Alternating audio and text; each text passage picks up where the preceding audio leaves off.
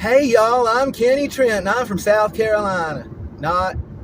Actually, I do have southern roots, which is why I can put on that southern accent so easily.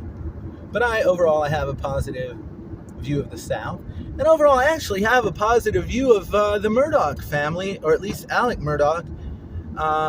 Let's just say, without being able to decide for sure at this time whether he's guilty of the murders. But surprisingly, unlike any other criminal trial that I've ever seen, the vast majority of witnesses, and so far we've only heard the witnesses called by the state, have testified unanimously that Alec was a thoughtful guy, that he treated his family great, that he would interrupt anything going on at work, multi-million-dollar cases, high-pressure situation, doesn't matter. Paul's calling, Maggie's calling, Alec's taking the call. He practically takes it when he's in court. That's probably the only time he doesn't take it, and he, immediately asks for a recess and runs out of the room and actually pays attention and caters to them in all of their ineffable needs, silly as they may seem or trivial. Because, there's no question about it, Alec Murdaugh spoiled the hell out of his entire immediate family. And I'm quite confident, and he may have been right about this, this guy, he had himself in such a position, so prominent an attorney, that anytime something calamitous happened in, half of South Carolina, the first name they're going to think of is PMPED, pimped. Down here in Florida, we actually had a law firm called Stock, Fucked, and Conned. So, PM pimped, that's right up there with it. But anyway, yeah, that was STOK, like FOCHT and KOND, real thing.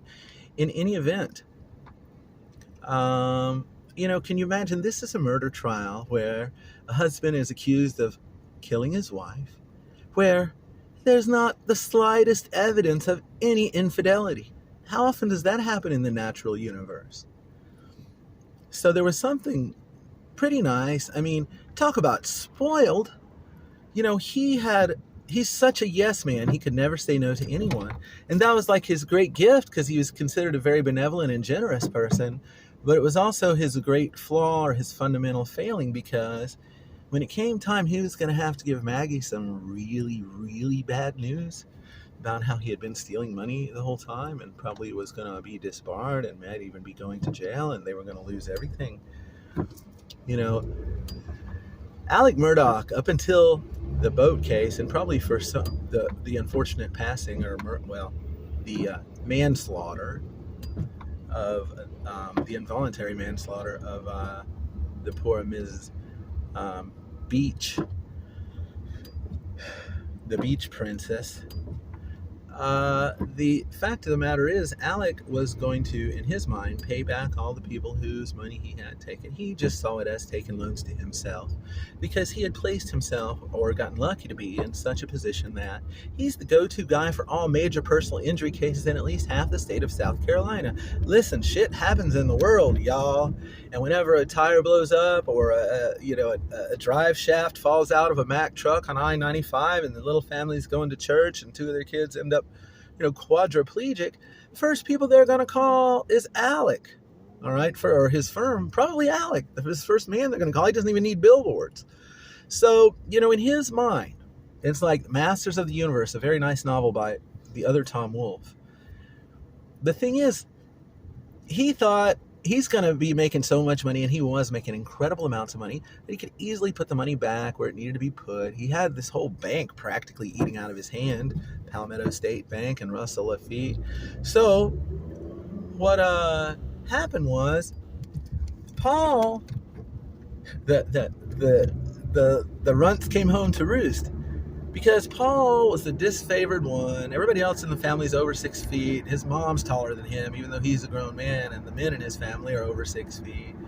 And he seemed like he was the least bright, the least civilized, the least well-behaved, and the brats come home to roost, Alec, because you're such a yes man that you never disciplined your children. And in a way, you do love them very, very, very, very, very much, even Paul, although you love him the least out of the three. But, Paul was that totally excessive, ignorant, deliriously, delusionally immoral, drunken, brat smacking his girlfriend around, clearly, obviously, for some time there, risking everyone's life on that boat and insisting on more shots and everything. And poor Mallory Beach, it should have been him who died, but he didn't. But he did, you see, guys, because it was time that Alec Murdaugh knew he had to say no to Paul, okay? And it was time Alec Murdaugh knew he was going to have to say no to Maggie. And he didn't want to say no to Maggie. He invested so much time, so much energy, so much love, so much money, so much energy in Maggie. And she was the most pampered princess in the world. It really was a happy family. But it was fragile, guys, so fragile.